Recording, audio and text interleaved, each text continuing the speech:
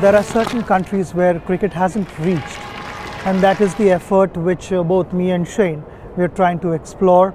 Globalizing cricket is our dream, it's our vision. We realized it last year when we played a celebration game at Lord's.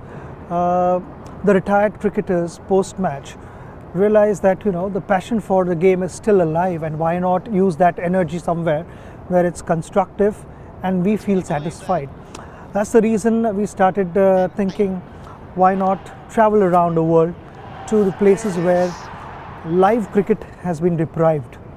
You have access to cricket only through internet and watching few highlights here and there, but actually going to stadiums and witnessing that is something which is missing. That's why we felt we could come here and get people engaged and entertain, introduce them to new sport. And if I'm not mistaken, the first cricket match was played here in the 1700s. Pretty amazing. A lot of people think of cricket as being a 5-day game with no winner. Here in the US, we're used to that 3-4 hour max game. Do Americans just have too short of an attention span? No, I don't think so. I think Americans they love their sport. They're passionate about their sport. We know in LA there's more than 45 teams. In New York here there's over 60 teams playing cricket. So it is played in America, and as we said before, it was played in the early 1700s. Cricket was played here. So there is a history of it. I think any country has their own sports and they play it, and it's pretty jam-packed with a lot of different sports.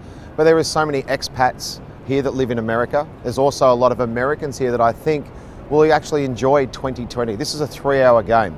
As you say, a lot of Americans think cricket, it goes for 5 days and there's still no result. You can't be serious. What we're bringing to, what Sachin and I are bringing here to America is the rock and roll version of cricket. It's 2020 cricket, it goes for 3 hours, it's pure entertainment. What we've found around the world is there's a lot of wives and partners and children. It's a real family thing. It's a day out, it's a night out. And I think what we're going to see, some wonderful players that have played over the last 20 years, some exciting players. And when you think of the concept, iconic baseball stadiums, a drop-in cricket pitch, some of the best players that have ever played the game, it's a pretty amazing concept and pretty unique. And we think that's going to grab the attention and capture the public's imagination too.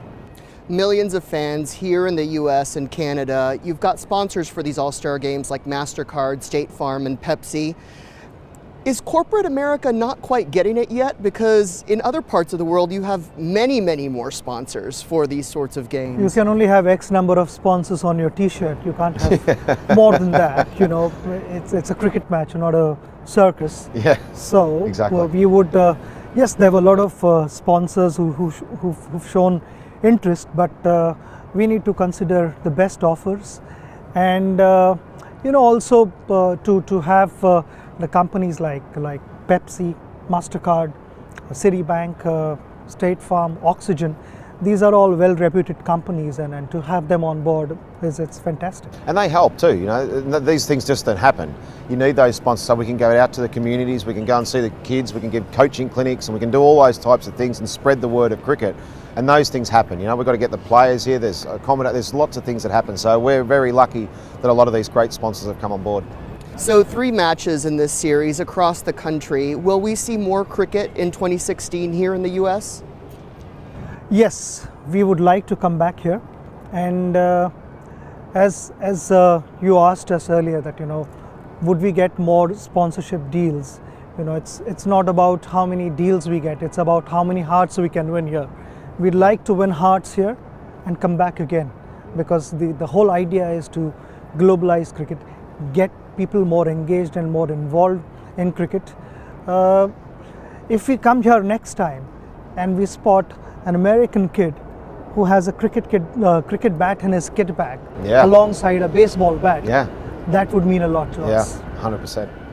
You guys have played countless matches against each other. Are you still going to be competitive in these 3 games with each other? Look, what we can say is we've played a lot against each other, and I'm sort of like hoping Sachin will take it easy on me. Sachin smashed me all over the park. Something happens once we cross the rope.